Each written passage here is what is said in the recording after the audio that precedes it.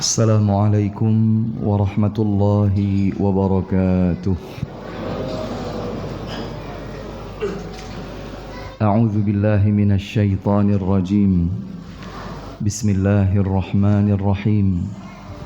الحمد لله حق حمده، والصلاة والسلام على أفضل رسله. أشهد أن لا إله إلا الله وحده لا شريك له تعظيما لشأنه، وأشهد أن سيدنا محمدا عبده ورسوله الداعي إلى رضوانه. اللهم صل وسلم وبارك عليه وعلى آله وصحبه وإخوانه ومن تبع بهداه إلى يوم لقائه. أما بعد. Apa kabar jamaah sekalian? Alhamdulillah. Alhamdulillah. Alhamdulillah, tidak henti-hentinya lisan dan segenap jiwa raga kita bersyukur kepada Allah Subhanahu wa taala atas nikmat yang begitu besar diberikan kepada masing-masing kita. Alhamdulillah, semalam kita mengawali sambutan kita terhadap kemuliaan Ramadan dengan menjalankan qiyamul lail atau biasa disebut tarawih. Alhamdulillah, kita bisa sambung kembali mengawali hari ini dengan sahur, dan insyaallah dengan izin dan taufiknya, dengan pertolongan dan kemudahan darinya, kita akan memulai siyam di bulan Ramadan 1443 Hijriah ini. Banyak di antara orang yang kita kenal, bahkan barangkali keluarga terdekat kita, sudah terlebih dahulu menghadap Allah Subhanahu wa taala sehingga tidak berjumpa dengan Ramadan. Maka berarti kita dipilih oleh Allah Subhanahu wa taala untuk bisa memperbanyak bekal dengan berbagai bentuk ketaatan dan ibadah di bulan Ramadan ini, saat kelak kita menjumpai Allah Subhanahu wa taala di hari kiamat. Hadirin dan hadirat jamaah sekalian yang dimuliakan oleh Allah Subhanahu wa taala, Ramadan adalah bulan yang sangat istimewa. Kemarin ba'da asar atau jelang asar ya, di masjid ini bersama beberapa kita mengkaji tentang keistimewaan Ramadan yang jangan sampai terlewatkan. Karena boleh jadi Ramadan kali ini adalah Ramadan terakhir kita. Kita tidak tahu. Kita tidak tahu. Tidak seorang pun di antara kita yang mengetahui apa yang akan terjadi di esok hari. Sebagaimana tidak seorang pun dari kita mengetahui akan di manakah dia dijemput oleh ajalnya nanti. Maka penting kiranya untuk kita mengoptimalisasi berbagai bentuk kebaikan, ibadah sepanjang bulan Ramadan ini. Kemarin juga diingatkan kepada kita semua sebuah hadis di mana Rasulullah sallallahu alaihi wasallam mengaminkan doa yang dibawa oleh malaikat Jibril alaihi salam. Dan ternyata doa malaikat Jibril alaihi salam itu adalah doa keburukan bagi seorang hamba yang dipertemukan oleh Allah dengan Ramadan. Akan tetapi ternyata Ramadan berlalu pergi, dosa-dosa hamba tersebut belum lagi digugurkan dan dihapuskan. Maka kata malaikat Jibril alaihi salam kepada Nabi Muhammad sallallahu alaihi wasallam, "Wahai Muhammad, ucapkan amin terhadap doa ini." Maka Rasulullah sallallahu alaihi wasallam mengucapkan amin. Itu artinya, Bapak dan Ibu sekalian, belum tentu seseorang yang dipertemukan dengan Ramadan akan menjadi orang yang beruntung.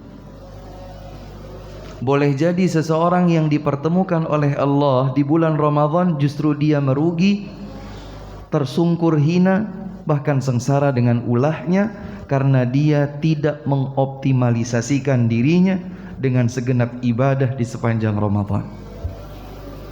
Sebetulnya kalau kita mau menghitung-hitung sebagaimana kita berhitung, baik sebagai seorang pedagang, sebagai seorang pegawai, sebagai apapun, kita biasanya berhitung keuntungan, berhitung kerugian, berhitung peluang dan lain sebagainya.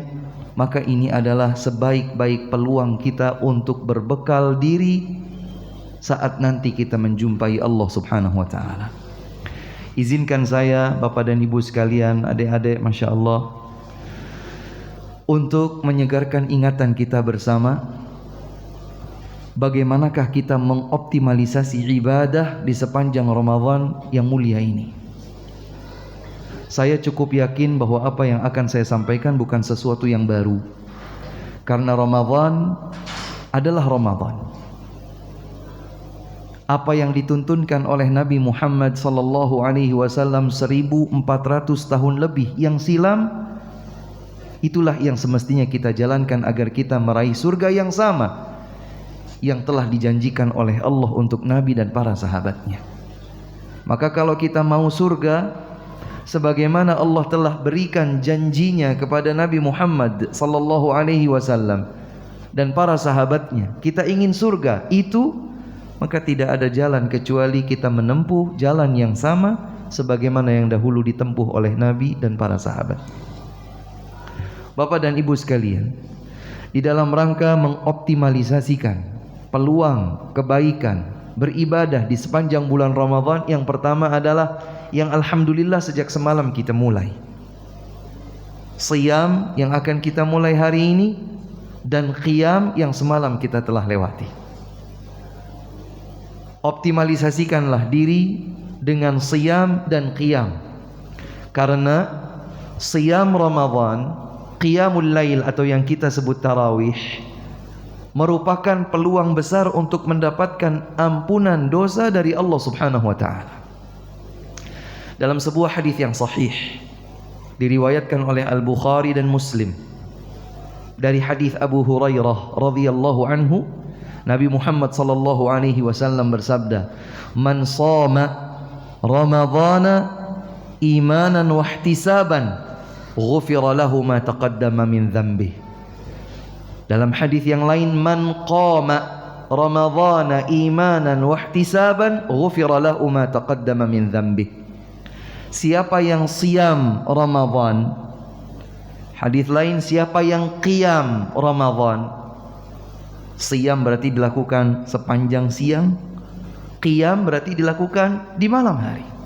Berarti siang kita beribadah, malam pun demikian. Sesungguhnya Allah Subhanahu wa ta'ala telah mengondisikan kita untuk bisa optimal beribadah siang dan malam. Dan ada janji peluang. Ibarat kata kalau kita beli barang, Pak,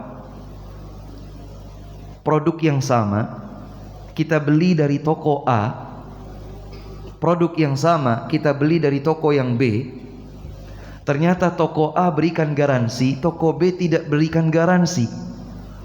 Dengan harga yang sama, dengan barang yang sama, mana yang akan kita beli? Pasti yang bergaransi. Ini garansi dari Allah Subhanahu wa ta'ala.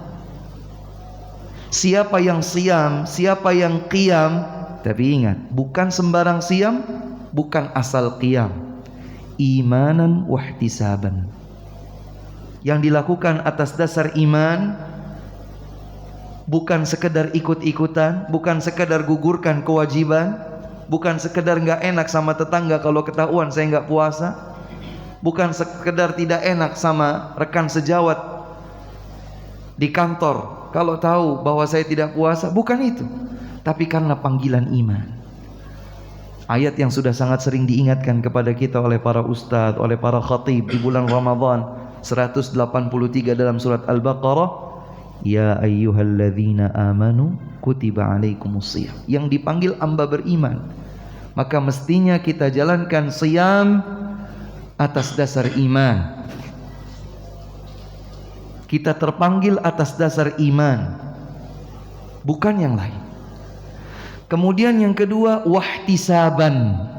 Bahasa gampangnya ihtisaban itu adalah mengharapkan balasan dari Allah.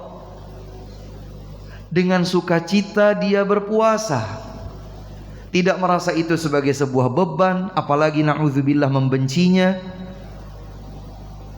tidak membayangkan bahwa puasa itu adalah sesuatu yang sangat menyita perhatian kita, yang sangat membebani kita. Tidak, kita senang. Hanya 1 dari 12 bulan saja dalam 1 tahun, hanya 30 dari 360 tahun dalam 1 tahun, 30 dari 360 hari dalam 1 tahun, sedikit. Karenanya Allah Subhanahu wa taala berfirman, lihat 184 berikutnya, ayyaman ma'dudat, hari-hari yang terhitung, tidak lama. Maka menjadikan siam kita dibangun di atas iman ini penting. Kita biasa melihat ya, ada promo, ada diskon, bergegas. Tapi biasanya ada catatan meskipun kecil. Syarat dan ketentuan berlaku. Kita kalau beli elektronik sekarang misalnya, dengan handphone kita bisa aktifkan AC. Melalui handphone kita bisa aktifkan televisi. Dengan handphone kita bisa aktifkan ini, bisa aktifkan itu. Apakah automatically? Jawabannya tidak. Bagaimana tidak, Ustaz? Kalau tidak ada listrik, meskipun kita pencet, ya nggak bakal nyala. Listriknya ada, ternyata handphone kita nggak ada pulsanya, tidak ada kuota datanya, ya nggak bisa kita pencet. Ada kuota data tetapi tidak ada loading akses internet, ya tidak bisa. Maka semua ini menjadi persyaratan bisa teraksesnya secara otomatis antara handphone kita dengan berbagai alat elektronik ini dengan syarat dan ketentuan. Begitu pula puasa, bukan automatically, Pak. Puasa yang dibangun di atas iman dan mengharapkan pahala dari Allah saja yang akan menggugurkan dosa-dosa telah lalu. Ghufira lahu ma taqaddama min dzambi.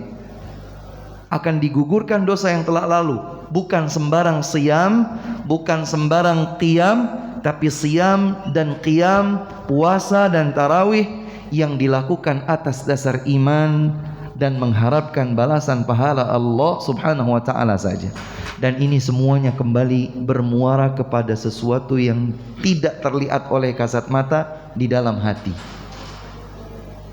Ada ibadah fisik yang terlihat, tidak makan, tidak minum dan seterusnya, tapi juga ada ibadah kalbu yang Allah Subhanahu wa taala sajalah saksinya.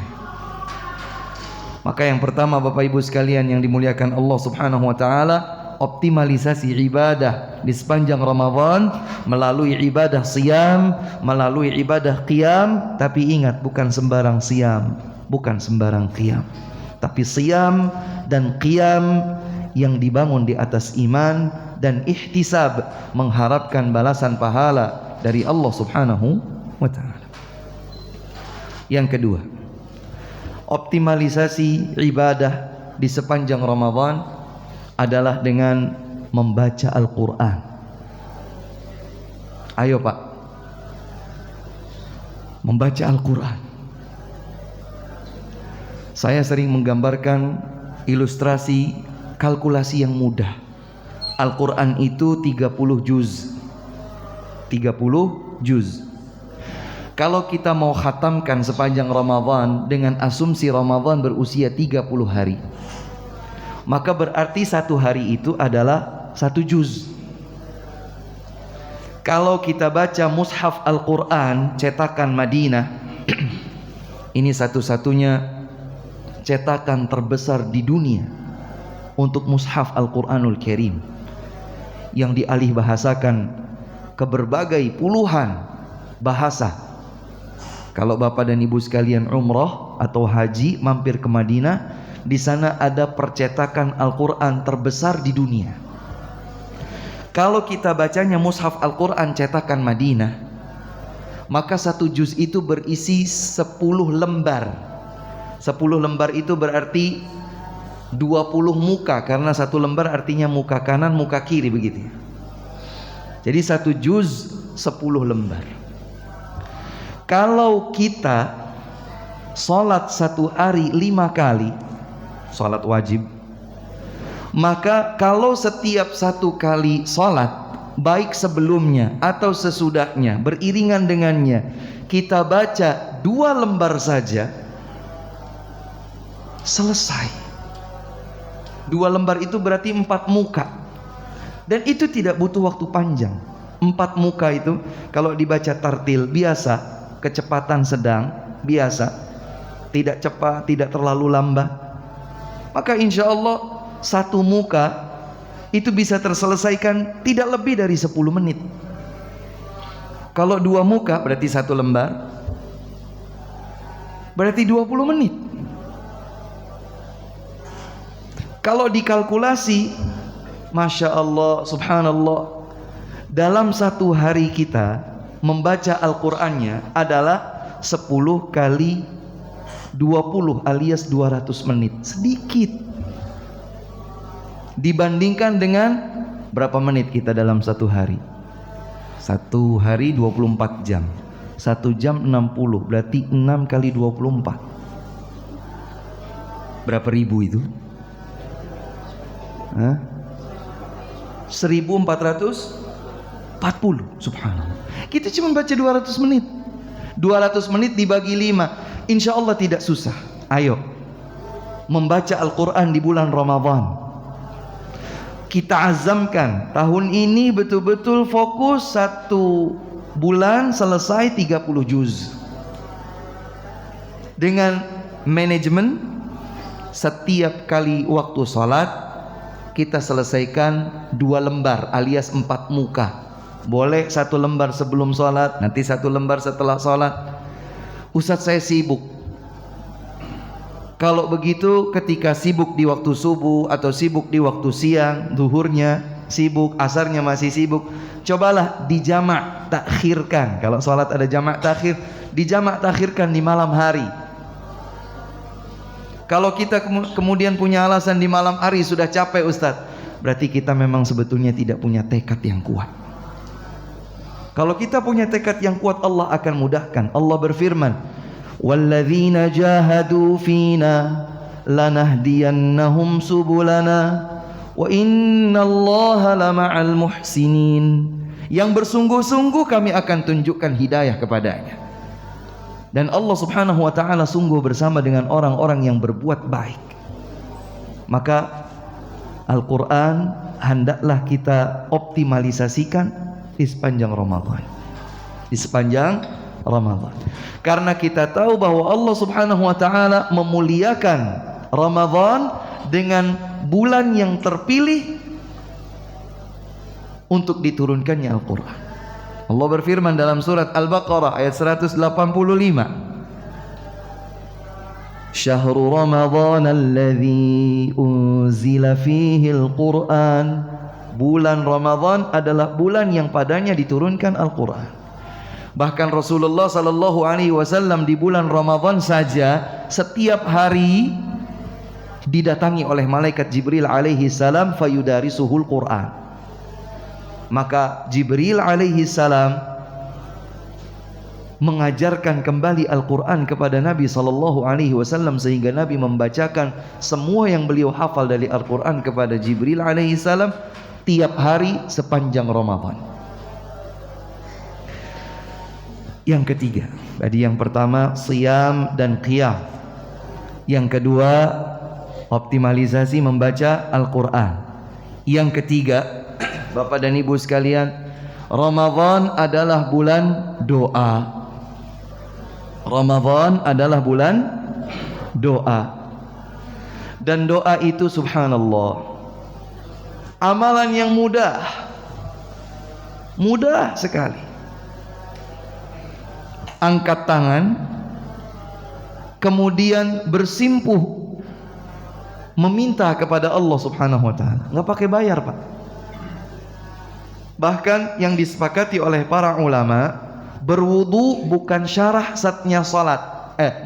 Berwudu bukan syarah satnya doa. Bukan syarat sah doa berwudu. Artinya, kalau seseorang dalam keadaan tertentu batal wudunya, kemudian dia berdoa, doanya tidak batal. tetap sah, tetapi berwudu afdal alias lebih utama. Maka agama Islam sudah memudahkan kita untuk berdoa. Karenanya ada doa di semua keadaan, dari mulai kita bangun tidur sampai kita tidur kembali. Andai kita keluar rumah, kita baca doa, nggak harus wudu. Naik kendaraan baca doa, juga nggak harus wudu. Ya. Kita masuk ke kamar mandi berdoa, nggak harus wudu. Keluar kamar mandi berdoa, nggak harus wudu. Maka banyak yang kita lakukan tidak harus berwudu sebelum kita berdoa. Maka Bapak dan Ibu sekalian, khusus di bulan Ramadan perbanyaklah doa. Kenapa? Ada yang unik pada rangkaian ayat tadi, 183 tentang kewajiban siam, 184 tentang jumlahnya sedikit kok. Kemudian ada panduan, kalau nggak bisa siam puasa karena sakit, karena safar, maka diganti di hari yang lain. 185 tentang diturunkannya Al-Quran di bulan Ramadan. 186 tidak ada ayat yang tidak ada yang hubungannya dengan Ramadan ataupun siam. 187 balik lagi ada hubungannya dengan Ramadan. Jadi ada ayat diapit dengan ayat-ayat yang berkaitan dengan puasa Ramadan. Ayat 186 adalah ayat tentang doa. Allah Subhanahu wa taala berfirman, "Wa idza sa'alaka 'ibadi 'anni fa inni qarib ujibu da'watad da'i idza da'an falyastajibu li wal yu'minu bi la'allahum yarshudun." Apabila hamba-hambaku bertanya kepada engkau wahai Muhammad tentang aku, tentang Allah, maka kabarkan kepada mereka sesungguhnya aku dekat. Tidak perlu berspekulasi bagaimana kedekatan Allah dengan hambanya, karena Allah sebutkan persis di ayat yang sama. Lanjutkan ayatnya. Apa yang dimaksud dengan kedekatan Allah kepada hambanya? Ternyata bukan kedekatan tempat. Allah berfirman, ujibu da'watad da'i idza da'an. Aku menjawab, mengabulkan setiap doa yang dilakukan seorang hamba meminta kepadaku. Subhanallah. Jadi bukti kedekatan Allah kepada hambanya adalah Allah mengabulkan doa-doa yang dipanjatkan oleh seorang hamba.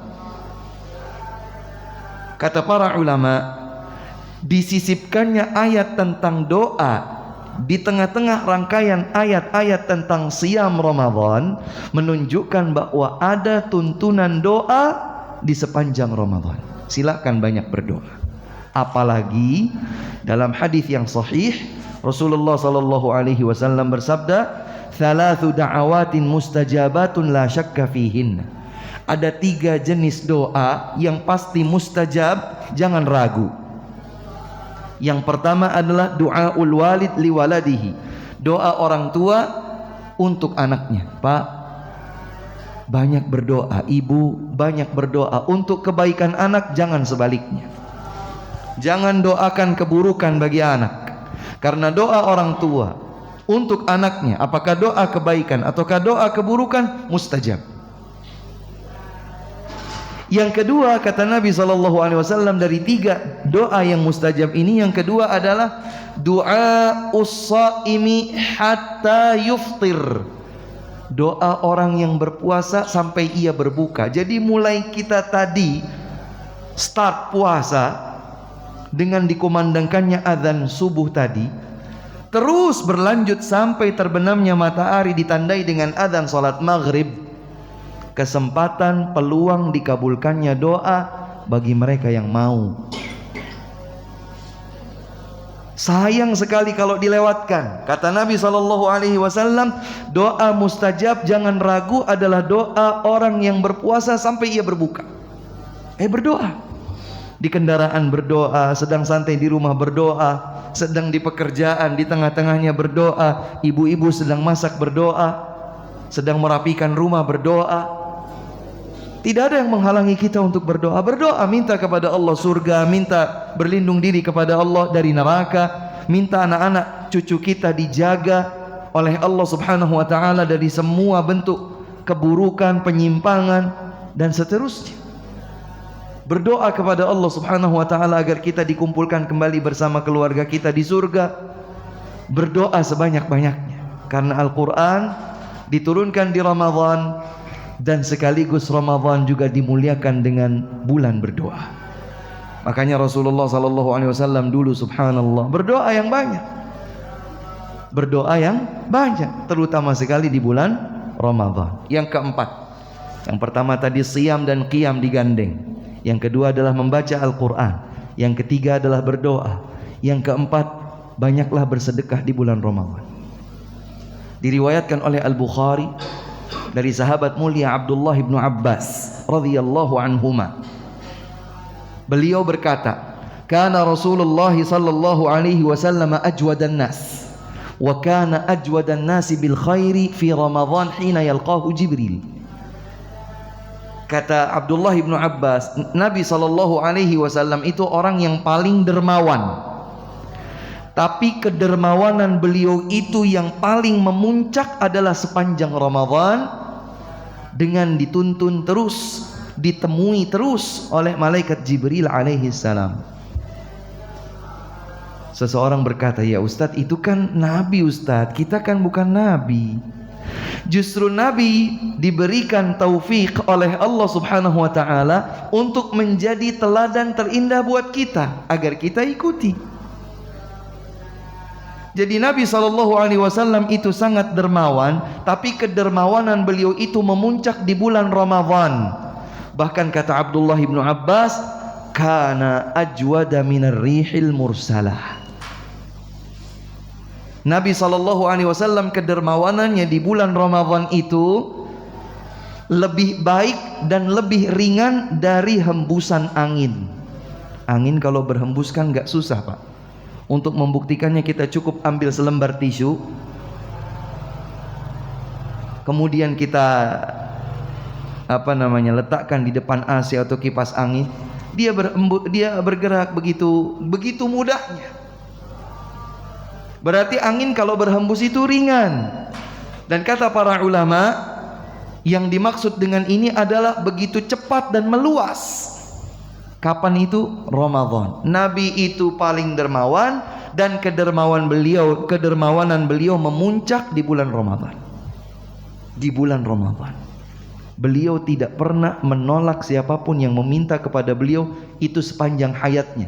Tapi di bulan Ramadan top. Paling baik kedermawanan beliau di bulan Ramadan. Tenang saja Pak. Harta itu datang dan pergi karena harta bukan milik kita.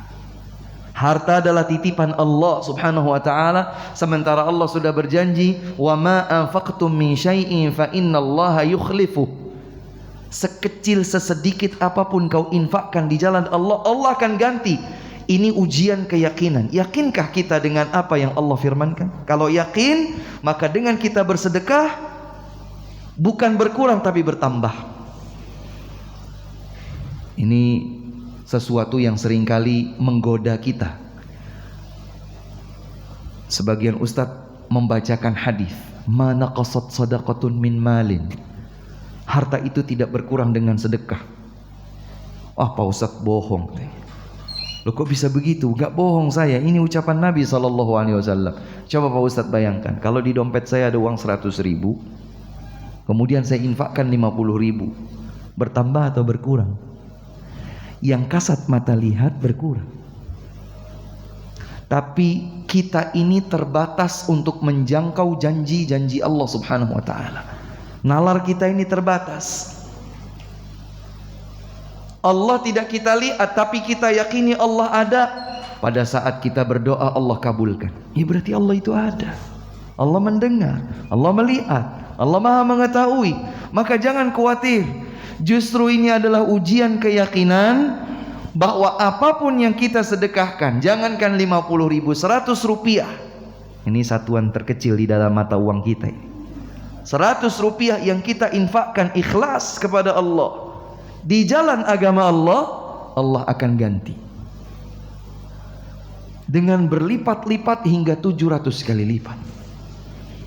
Maka di dalam Islam bukan tentang berapa. Tidak disebut infak yang hebat kalau sekedar 100 rupiah. Sebagian orang berpikir begitu. Wah, masa saya infaknya cuma 1000 Pak Ustadz, buat masjid ya 1 juta lah.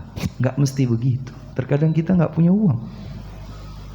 Maka Islam memandang sedekah itu bukan berapa, tapi sebesar apa perjuangan kita menginfakkan sebagian harta kita di jalan Allah Subhanahu wa ta'ala. Karenanya Rasulullah sallallahu alaihi wasallam bersabda, sabaqa dirhamun mi'ata alfi dirhamin. 1 dirham mengalahkan 100.000 dirham. Padahal enggak sebanding, 1 dibanding 100.000. Kata Nabi, 1 ini mengalahkan 100.000. Maka para sahabat heran, kenapa Rasul? Kok 1 dirham mengalahkan 100.000 dirham? Kata Nabi SAW, ada seseorang hanya punya 2 dirham, dia berinfak dengan 1 dirham. Berarti berapa persen? 50%. Separuh dari hartanya dia infakkan. Sementara yang lain, dia punya tumpukan harta berlimpah, dia ambil dengan setangkap tangannya begini. Ternyata ini adalah 100.000 dirham. Ini yang 1 tangkap tangannya ini tidak ada apa-apanya dengan menjulang berlimpah ruahnya harta benda dia. Kata Nabi, yang 1 dirham itu mengalahkan yang 100.000 ini. Manakala diberikan ikhlas kepada Allah, tidak ingin sanjungan orang, mengharapkan balasan pahala dari Allah Subhanahu wa ta'ala semata, dan infaknya diletakkan di jalan ketaatan kepada Allah. Ramadan waktunya meningkatkan kedermawanan semaksimal mungkin. Ini optimalisasi ibadah di bulan Ramadan. Yang terakhir, agar tidak bertumpuk, sebetulnya sangat banyak.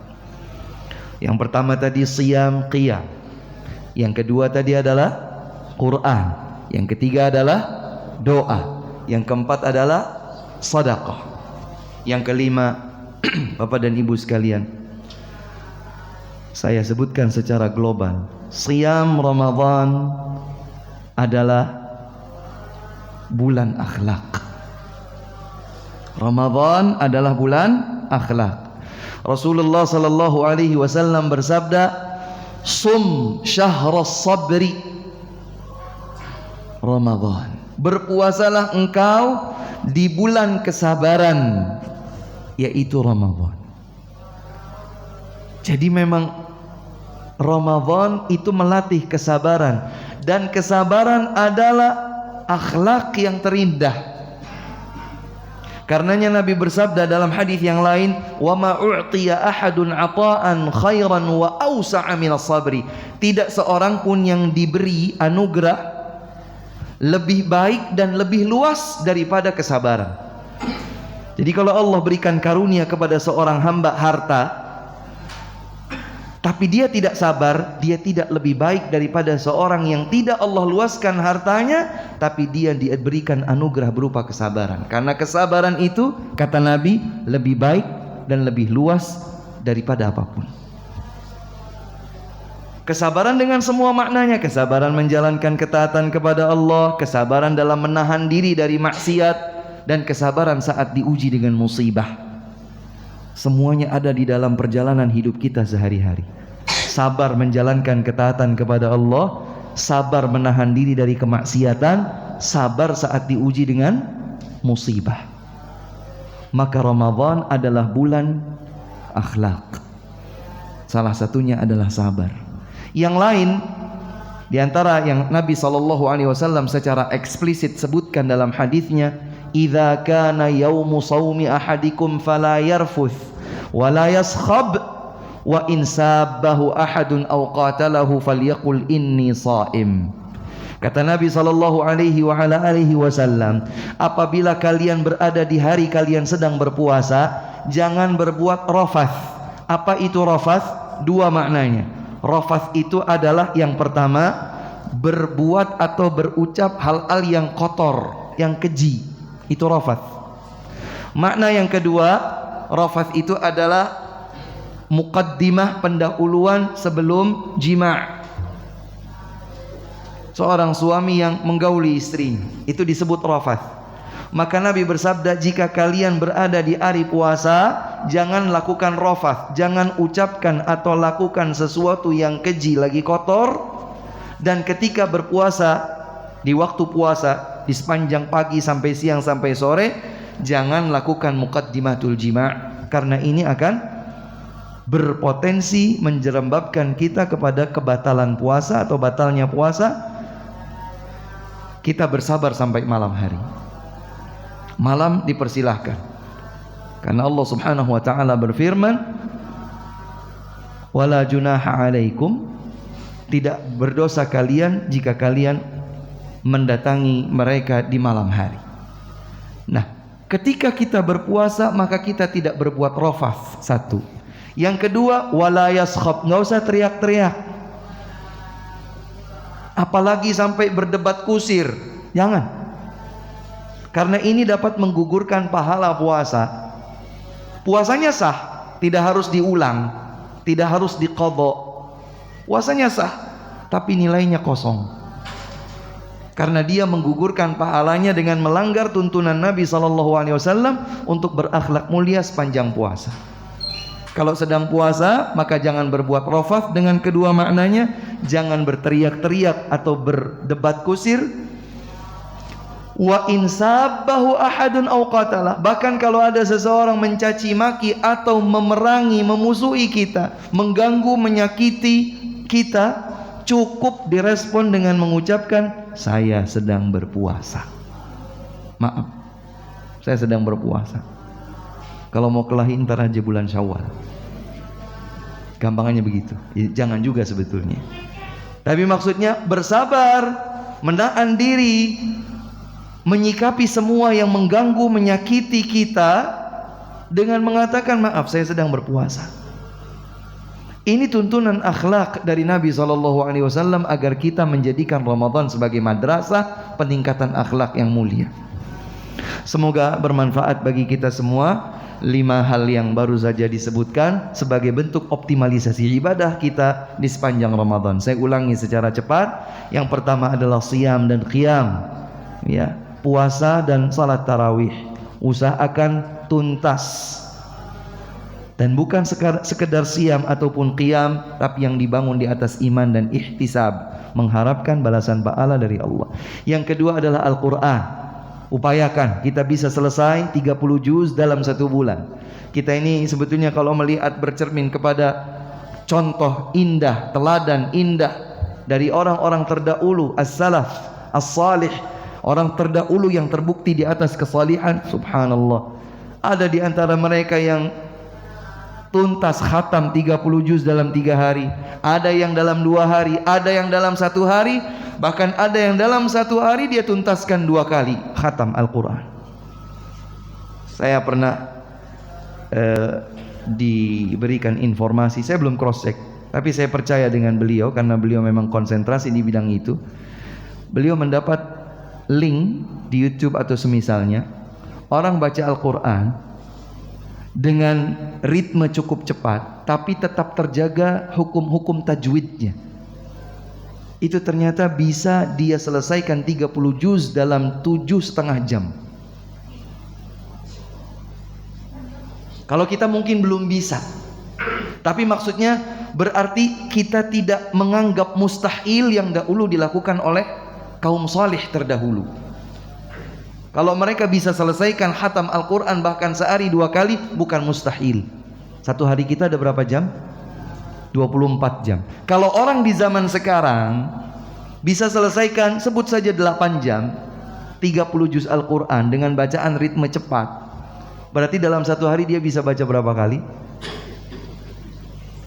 Bisa 3 kali. Tapi kalau 2 kali berarti ada waktu untuk dia tidur, ada waktu untuk dia makan, ada waktu dia untuk beristirahat, salat dan lain sebagainya. Bukan mustahil. Tapi kita nggak muluk-muluk. Bukan sehari selesai 30 juz, tapi sebulan 30 juz. Masa nggak bisa? Ayo bangkit, semangat. Bisa insya Allah. Mumpung ini baru hari pertama. bertekad bersama Allah, janjinya sama Allah, ya Allah saya akan selesaikan khatam Al-Quran 30 juz di bulan Ramadan ini. Yang ketiga adalah doa. Ya, doa. Banyak berdoa, Pak. Malu kita kalau kita tidak berdoa kepada Allah Subhanahu wa taala. Dalam surat Ghafir, surat yang ke-40 ayat 60, Allah Subhanahu wa taala menegaskan, innal ladzina yastakbiruna an ibadati sayadkhuluna jahannama dakhirin. Orang-orang yang sombong tidak mau berdoa kepadaku, kata Allah, aku akan masukkan dia ke dalam neraka jahanam dalam keadaan hina. Ayo yang sombong tidak mau berdoa kepada Allah, Allah justru akan masukkan dia ke dalam neraka jahanam, bukan asal lempar, dilempar dengan keadaan hina.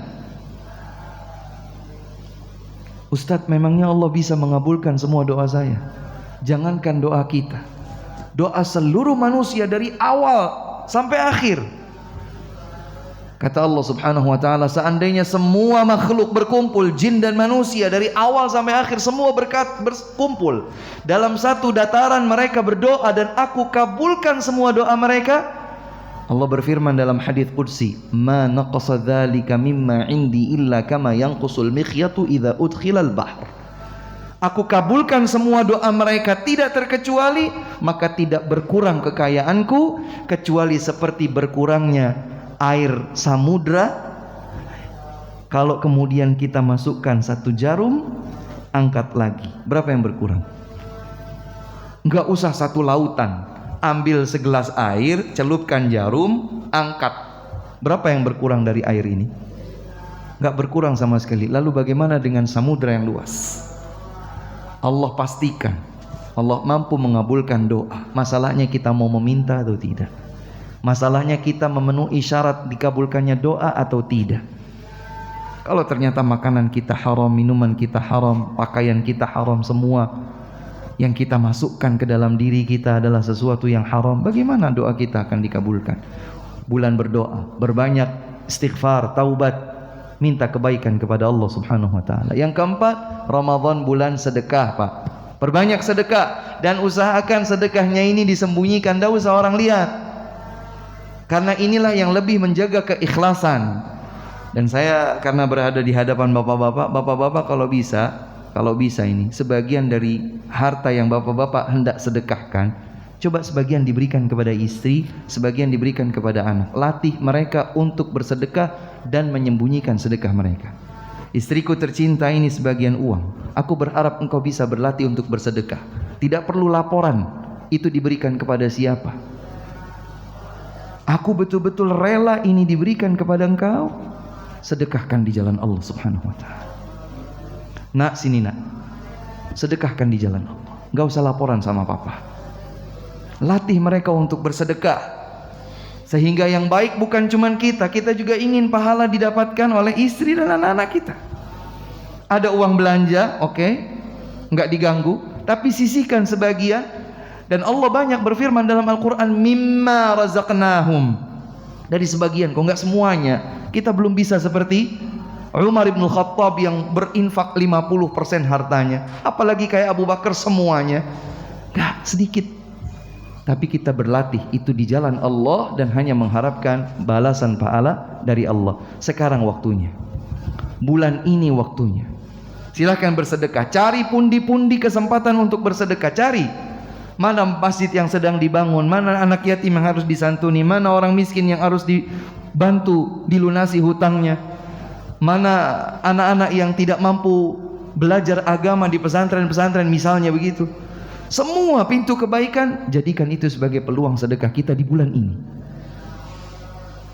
Berusaha semaksimal mungkin agar kita optimalisasikan segenap ibadah kita di bulan ini. Dan yang terakhir tadi adalah Ramadan merupakan bulan akhlak.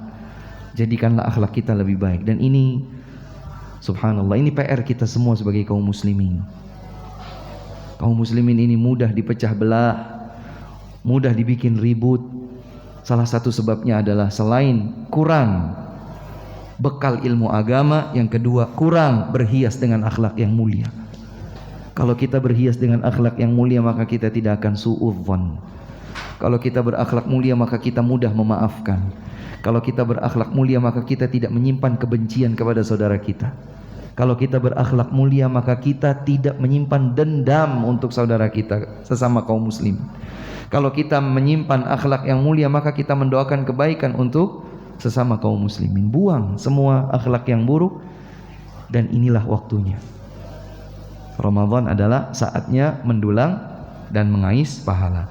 Ini saja yang dapat disampaikan, kurang dan lebihnya kami mohon maaf. Wallahu ta'ala a'lamu bis-shawab. Semoga Allah subhanahu wa ta'ala menerima segenap amal ibadah kita. Semoga Allah subhanahu wa ta'ala mengampuni dosa-dosa kita. Semoga Allah subhanahu wa ta'ala mengabulkan doa-doa kita. Semoga Allah subhanahu wa ta'ala menganugerahkan istiqamah di sepanjang sisa usia hidup kita.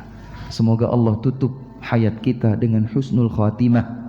Semoga Allah subhanahu wa ta'ala masukkan kita bersama orang-orang yang kita cintai ke dalam surga yang tertinggi Al-Firdaus Al-A'la, bersanding dekat dengan Nabi tercinta Nabi Muhammad sallallahu alaihi wasallam. Allahumma amin. Wabillahi taufiq wal hidayah. Subhanakallahumma rabbana wa bihamdika asyhadu an la ilaha illa anta astaghfiruka wa atubu ilaik. Wassalamu alaikum warahmatullahi wabarakatuh.